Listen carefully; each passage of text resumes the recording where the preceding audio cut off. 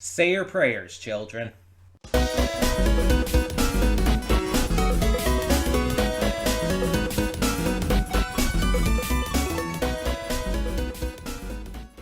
Hey everyone, welcome to Princess Gay. I'm your host Connie, and welcome to another Halloween special reaction. This time for our A24 month of Halloween special film reactions, we have Saint Maud.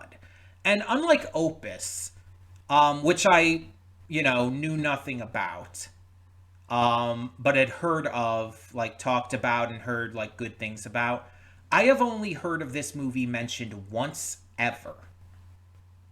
Ever. Like, I might have seen a trailer for Opus, I'm not sure, and I've heard I heard a lot of people talking about it, like, not spoilery, but, like, talking about liking it and everything. And apparently those people were in the minority, but still. Um, but with this, I have heard of this movie exactly one time, and I know this. This isn't something where I'm like, oh, I think so. No, I know this because the one place I heard it on a TikTok. I saw a TikTok one time months ago at this point, that was talking about, like, this person was ranking, like, their top 5 favorite A24 films, and this was one of them. I don't remember what the exact spot was. um I don't remember if they said anything about the movie, like if they, like, mentioned any kind of, like, information about it. I don't think so. I think it was just like a very quick video just ranking the films and just saying, like, oh, this movie, like, really impressed me or something like that. Just a really brief explanation. But that was the only time I had ever heard of this movie. I never heard of this movie, like, in terms of ever even hearing about a trailer. I never heard of it when it was coming out in, I believe, 2019. And I never, like, had seen any promotional material. I've never seen anyone talking about it. I have seen nothing but that one TikTok. And again, I don't even remember what spot it was in. But the person did put it in their top 5, so that is saying something, hopefully. Now, Opus last week was a movie that I really loved. Like, I thought it was, like, really good. Not necessarily the best, but really good. But apparently that's a minority opinion. Because apparently the movie didn't do super well, and it wasn't received, like, that well, which baffles me, personally, because of how good it was. Also, apparently people were comparing it to movies like The Menu and whatnot, and I'm just thinking, like, what the fuck are you smoking? It is nothing like The Menu. It's like, how the fuck are you comparing this to The Menu? And it's ironic, too. It's like, maybe it's just me, but it's funny them comparing a movie that they're saying they don't like to a movie like The Menu, which is, in my opinion, one of the only perfect films I have seen.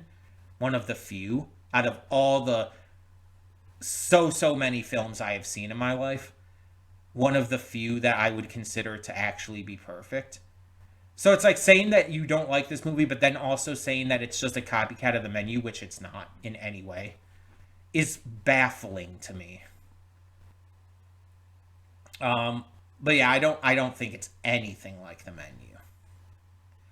I would say Midsummer is a more comparable thing, but I honestly don't think it's that much like Midsummer outside of just having a cult in it. Outside of it being cult horror, it's really not anything like Midsummer either. Honestly, I don't think I've seen another movie that I could say that I would say is that it's like. So it's like, I don't know if people are just comparing it on the most base level. Like, oh, it's about a cult, it must be like Midsummer, or it's like about all these people following this, like, one celebrity and everything, so it must be like The Menu. This one celebrity who's kind of like fucked up and terrifying and kind of a bad person, so it must be like the menu. And it's like that. If you're trying to compare it on that base of a level, then you can make a comparison to almost anything. It's like that is like so ridiculously vague to compare something to. It is so dumb. But anyway, I'm not going to get into that too much here. So yeah, I don't know what to expect with this one. Saint Maud, like Maud is obviously a name. Saint, I assume probably involving the Catholic Church. Like maybe nuns and stuff. Because that's the kind of vibe it gives me, because sainthood is a Catholic thing. That's mail delivery. She'll shut up in a second. I don't know what she was barking before. Maybe she heard the mail person coming or something. But she'll shut up in a second. But yeah, sainthood is a Catholic thing, specifically in terms of the church. To where it's like notable people will be given the title of saint depending on their like good works and stuff. Even though some of those people have, not been as good as people claim. So, yeah. But it's more based, let's be honest, not on good works, but how stereotypical of a Christian they are. Let's be completely fair here. How much they fit into the stereotypical Christian, Catholic specifically, mold. But yeah. But the entire saint idea with this, like, obviously there's been a lot of horror that invoked a lot of Christianity, a lot of Christian themes and all. Obviously there's the likes of The Exorcist and The Omen. And just pretty much any demon or exorcism movie you can think of really touches on that kind of stuff. But I don't know, like, exactly what that's going to be in reference to here. I did see one poster because that was in the video that I mentioned, the TikTok. I don't remember exactly. I think it was just a woman like on a white background, basically. It was very simple. But yeah, I'm very curious to see what this movie entails, what kind of Christian themes and ideals it invokes. If it maybe even touches on the hypocrisy of Christianity and stuff, and how Christianity can be not so good. Speaking as a Christian who is very critical of Christianity as a, whole, it's something that I do like to see tackled in a lot of film. So I'm wondering if that's what we're going to get here. But I guess there's only one way to find out. So let's get to this and see what we have in store. Hold up just a sec. Before you click that link down in the description below to get to today's video, I want to remind you of all the awesome content we have both on this channel and the Princess of Gaming channel. Let's check it out.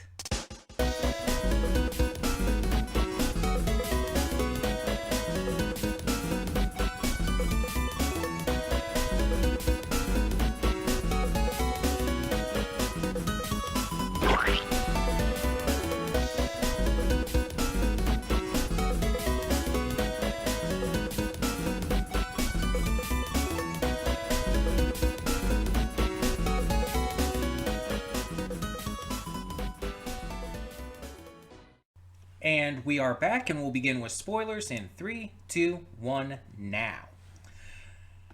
So, I was going to come on here, and I was thinking, the first words I was going to say, the first thing I was going to talk about is how brilliant this movie is.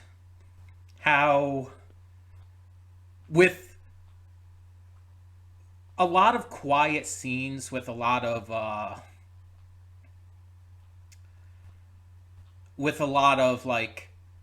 very subdued and slow burn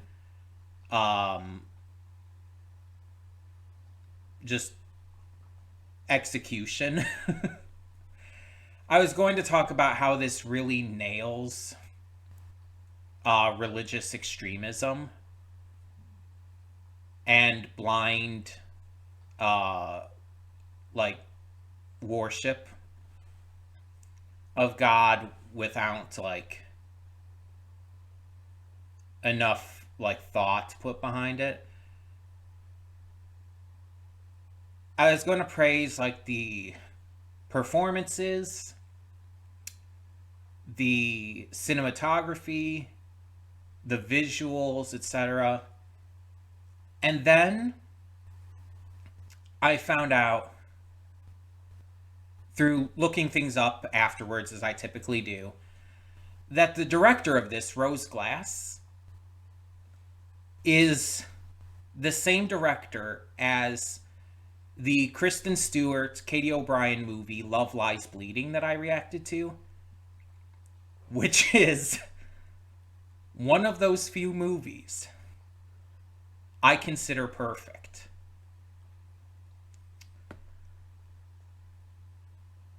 And this was apparently Rose's directorial debut. And from what I've gathered, these are the only two movies Rose Glass has directed so far. But knowing that, having seen them in opposite order, interestingly enough, um, finding out that this is the same director, like, both did and didn't surprise me. It surprised me because I didn't know this, and it's like it was a very, very, very welcome surprise because, like I said, I consider Love Lies Bleeding to be one of those few movies I consider to be perfect. But it wasn't surprising because I can see how this is the same director. Like, you can absolutely see how these movies are by the same person. They both have, like, the kind of, like, almost hallucinogenic imagery in it where it's like you don't know what's real and what's not. Both of them touch on queer relationships. Both of them deal with, almost an unreliable narrator kind of thing going on. And some just, crazy shit. And on top of that, they obviously both have, like, notable messages to tell. And like I said, obviously this one touches on, like, blind Christian fanaticism as well as, possibly schizophrenia. Because it very much seems like Maud is not well. And it's I feel it's implied that it's brought on by what happened. And I did find out what happened for sure. Like, it wasn't 100% clear just watching. A patient died in her care. She tried to resuscitate the patient. That's where the chest compressions were coming in. But the patient died in her care. And, like, it's implied that she had lived, like, the kind of, like, debaucherous life, like, that she went back into, that she, like, fell back into, as she had put it, like, before. And I'm kind of thinking, like, okay, she was studying to be a nurse, probably, good, normal, everyday person. This happened, it traumatized her, so she overcompensated with her trauma by indulging in hedonistic lifestyle. She would drink, she would have sex, etc., etc. And so her falling back into that was like a relapse for her, in a way. But at some point she found God. She became a devout Roman Catholic, and she found God, and she, while still working in the nursing industry, because she did find that to be a worthwhile industry to work in, helping people, protecting and helping, like, save their lives even to degrees. It's like something she would obviously value. She found God, and this kind of caused her to not just fall away from that kind of hedonistic lifestyle, but completely reject it. And as I said during the reaction stuff, like, I have known people like this personally. like, I've been going to church since I was like in fifth grade, I want to say. Um, and like I mentioned, the reaction. My family first started going to a Baptist church, and I've been to multiple churches since then and everything. And the church I'm at now is really great. Like I said, it's very open and affirming. They have queer people in the congregation, queer people who actually preach. They actually have a booth at Pride. They're very supportive of, progressive ideals and stuff. And it's the only reason that I'm still in church. The only reason I'm still, a Christian at this point. Because like prior to that, like I was on the verge of completely like abandoning Christianity and all. And the only reason I stayed was because I was introduced to this church that is very, accepting. And this was like, after I had just come out as trans. So it's like, it was that specifically that they were accepting of me as trans, as a woman, that was instrumental in me staying there. And I feel like even if I did like leave Christianity as like a whole, as like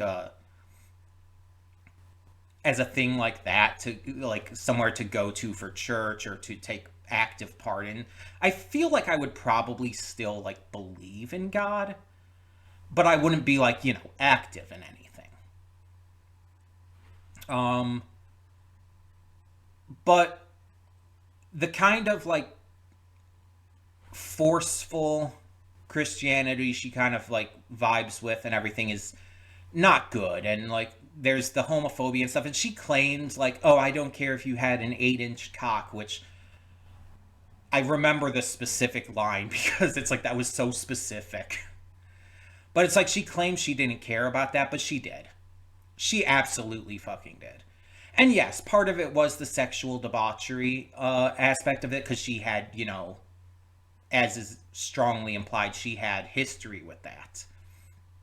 That's also a very big theme of this, like her views of like sexuality, and like obviously a lot of Christians believe that to be between a man and wife, between specifically a married couple, like save yourself till marriage, that entire kind of thing.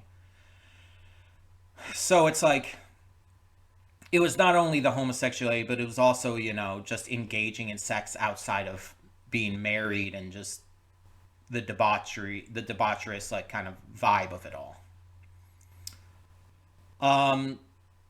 But to say like the queerness wasn't part of it is absolutely just false. It absolutely was.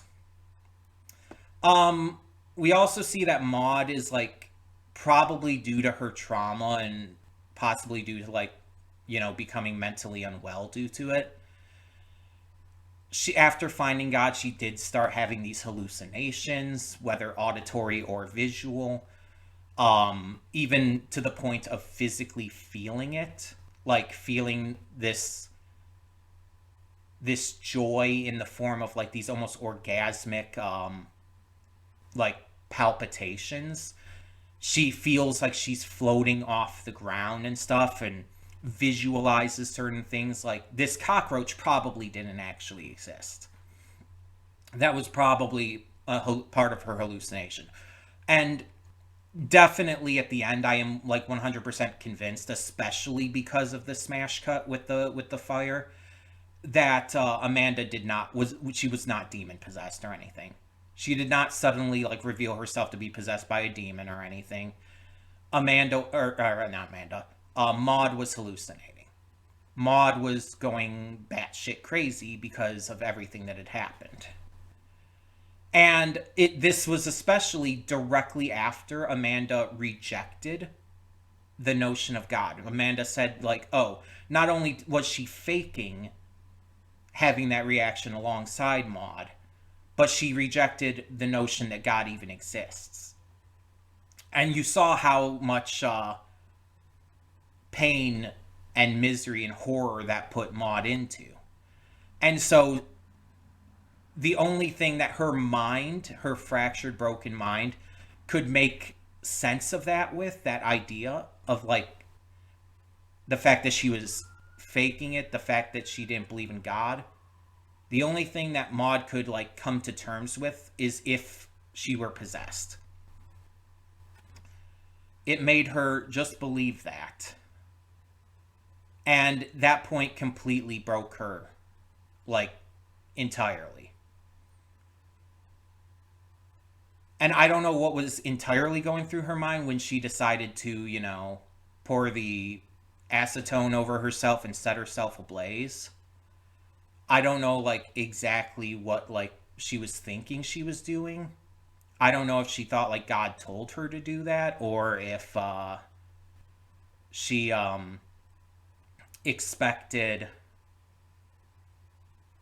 that, or she thought she was, like, doing something else. I don't know. But she, either way, had completely snapped and she killed herself.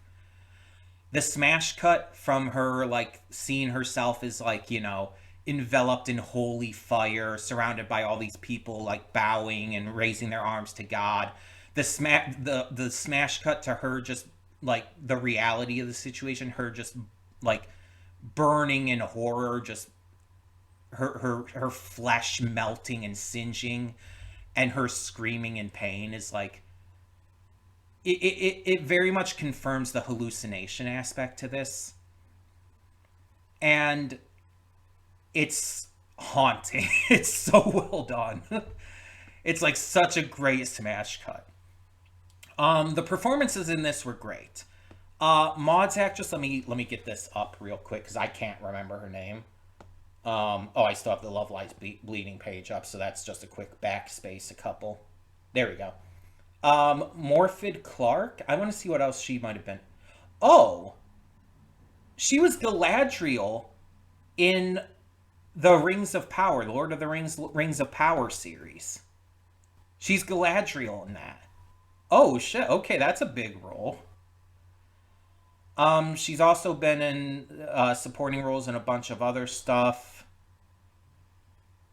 Oh, apparently she's hey Venom, you're gonna like this because you've been bugging me about this. She's Mina Harker in the 2020 Dracula series. So that's fun. But she's also been in like His Dark Materials, Murder is Easy, Murder is Easy, The Personal History of David Copperfield, 2025 version of Hamlet, I guess, where she played Ophelia. So she's been in a lot of things that I haven't seen. Oh, she was in Pride and Prejudice and Zombies, apparently. I never saw that. I saw the Abraham Lincoln Vampire Hunter one, but I never saw Pride and Prejudice and Zombies. Oh, I heard of The Man Who Invented Christmas. Apparently she was in that. I've heard of that one. But yeah, like Galadriel's definitely a big role for her. Because like that's a massive character in the Lord of the Rings mythology and everything. Um, because yeah, she was played by Kate Blanchett and everything originally. Well, originally in the Peter Jackson films. She was voiced by Annette Crosby in the Ralph Bakshi animated movies. So there's that as well. But yeah, major character for her to play there. So okay. And I wanted to look up Lily Fraser, who was Carol, because she looked kind of familiar to me, but I wasn't like able to place anything, and I didn't like she didn't look familiar enough to where I would know her. Apparently, she was in a 2017 Beauty and the Beast, but I'm not seeing anything else on here that I would know. She hasn't been in a lot. Apparently, she was in an episode of Sex Education, but I haven't seen that. Okay, so I don't recognize her. She just kind of had like the look of like someone who like would look familiar, I guess. And I want to look up Jennifer L as well, who was Amanda. Oh, really? She's the daughter of Rosemary Harris? Holy shit. Okay. If you don't know who Rosemary Harris is, Rosemary Harris was Aunt May in the Sam Raimi Spider-Man trilogy. You know, with oh my god, what is his name? Oh my god, hold on. Let me click on her link to go to that. Toby Maguire. I don't know why my mind blanked on his name. But yeah, she was Aunt May in the Toby Maguire Sam Raimi Spider-Man trilogy. Jennifer Hill is her daughter. Okay. Um, would I know you for anything? Oh, apparently she's in the 50 Shades movies. That's a thing. The King's Speech, Zero Dark 30. But the BBC miniseries for Pride and Prejudice in 1995, I guess. She's done both stage and film acting. The Ides of March, I've heard of that one. The Adjustment Bureau. Apparently, she was in the 2014 version of RoboCop. Anything that I would really know? Oh, she was a morgue doctor in the 2017 movie Detroit. I saw that. Okay. I probably would not recognize her, like, based on that, a morgue doctor. She was also in the 2018 legal drama Monster, which is based off of the book I read in high school and everything. I did see that too. Okay, so I would have seen her in those. Not really seeing anything else here I would know her for, though. Apparently, she was in 4 episodes of Law and Order Organized Crime. I don't know that one. The only Law and Order I know is SVU. Well, I mean, I know of them, but I've never seen it, you know. But yeah, also this movie was like critically acclaimed. I did see that when I was looking things up. Light of God coming in again. Sun came out from behind the clouds. But yeah, this movie was like fantastic. It was so well done. And I know there's a lot of people out there who would probably not like the slow burn aspect of it because it does take a bit to like really get to things. It sets up a lot before, like get to the main meat of it. And it's not like your standard typical horror film. Um it's very different, and it's about the message, about the themes and everything. And I mean, Love Lies Bleeding was very much the same kind of thing. It was very different. It was unique in its style and tone and imagery. Um, so yeah, I definitely really loved this. I don't know if I would consider this like to be perfect like I do with Love Lies Bleeding. I think it's like close to at least, but I think I'd have to maybe give it some more thought. It's up there. It's very much up there. I just don't know if I would consider it straight up to be perfect.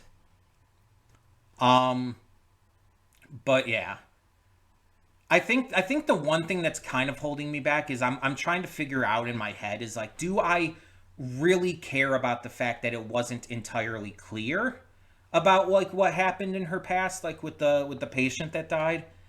Is that something that actually does bother me, or is it just like, am I just thinking it does because I wasn't sure what was going on? Because I was just like not fully in the loop, and so I'm like, my mind is just telling me that it bothers me, or does it actually bother me? Because that's the only thing I'm really like unclear about. Everything else I loved with this. The soundtrack was especially good, and especially the moments where there was a lack of soundtrack, because some moments like really surprised you when it like happened and like like freaked you out, like when she like tried to pay penance, I guess, by touching her hand on the burner of the stove. It's like that freaked me out because it came out of nowhere. I'm like, Jesus. Or then like when she did like the entire, oh, what, I saw what that was called. Hold on, let me see, let me get that back up. Because yeah, apparently that is a thing. Let me find it. Da, da, da, da, da, da, da. Spugna? Yeah, she assembles a spugna for her right foot to practice the mortification of the flesh. So a spugna is an instrument of penance used by some Christians. So this is a Christian thing, I guess, where it's like it's usually made from a circular piece of cork that contains metal studs, spikes, or needles. This is apparently a real thing. That is fucking horrifying.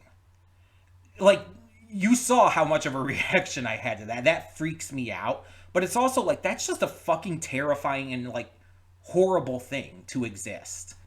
This should not be a thing. But for those who don't know, just to get like the specifics on here, the mortification of the flesh is an act by which an individual or group seeks to mortify or deaden their sinful nature as part of the process of sanctification. It's very much in Christianity, specifically a Catholic thing. And it's basically the idea of like hurting yourself. Hurting yourself in order to pay penance for sinful activity or thoughts or the so forth, which is very fucked up for a number of reasons. It's horrific and it freaks me out because it's like, as someone who has hurt myself on purpose, it's not fun. It is a horrific thing to do that is very, very upsetting, like when you do it. And like I make no secret, like I was depressed and suicidal in the past, and that's why I self-harmed. And it's not a pleasant experience. Like, you're not numb to the pain because of your depression. Not at all. It's like, that's why I could never even go too far with it. Like, I never did like cutting or anything like that. Because it's like that kind of thing really freaked me out. But like I would cause myself pain, and like I tried to kill myself. So it's just, again, you are not numb to that pain because you're depressed. You are very much not. And it's not a fun thing to think back to, and so it's like, if seeing someone like self-harm themselves, but especially in a fucked up like way like this, that's like part of like a religious belief and all, just really freaks me out. But also, it's specifically because it's in the shoe and everything, and I've talked before about how I have a thing about like stepping on like nails and whatnot. um I believe Final Destination Bloodlines, I mentioned that in. I think that's the most recent example I mentioned that in, because of like, it was a shard of glass in that, not a nail, but it's like the same basic concept. Stepping on something sharp and like the idea of it going into your foot or even going all the way through freaks me the fuck out. Cuz it's the kind of thing I have fucking experienced, and it hurts like fucking hell. For me, it was like, it was nothing ever like that bad, thankfully.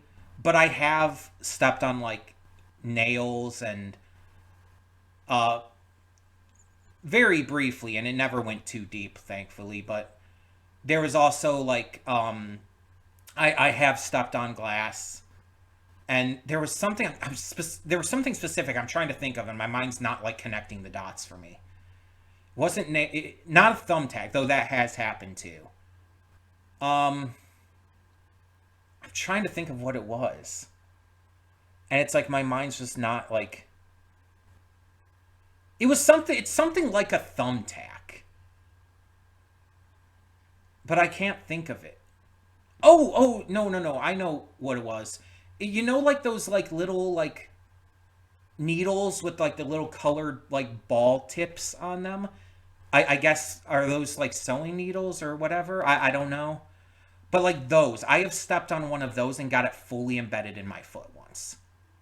Because it was like, I don't remember where it was, but it was like either on the ground or on the floor or something, and it was like situated in a way to where the needle was face up, and I didn't see it, and it's like, that was like, yeah, it was one of those things, one of those little needle things.